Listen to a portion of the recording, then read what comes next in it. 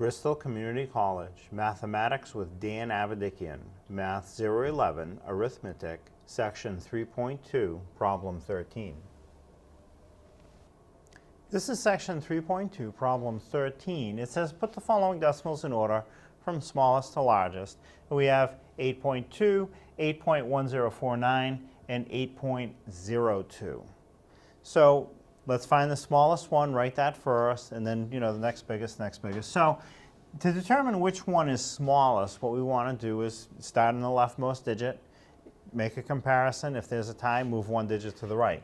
So as we start at the leftmost digit, all three numbers start with an 8. So I have a tie, so I'm going to move one digit to the right. So now I'm going to compare a 2, a 1, and a 0. Now those are different.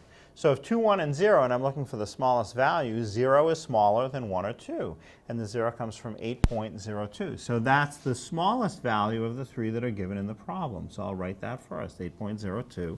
And now that I've determined where its order is relative to the others, I can just cross it off. I'm done with that. So now I want to see what's the smallest one after that. I'm going to compare 8.2 and 8.0149. And again, when I start with the 8, there's a tie, but when I move one digit to the right, I'm comparing a 2 and a 1. Well, 1 is clearly smaller than 2, and I want the smaller of the two to put them in order. So that came from 8.1049. That's next, and that means the largest one would be the last one left, 8.2. So now the numbers in order are 8.02 first, that's the smallest.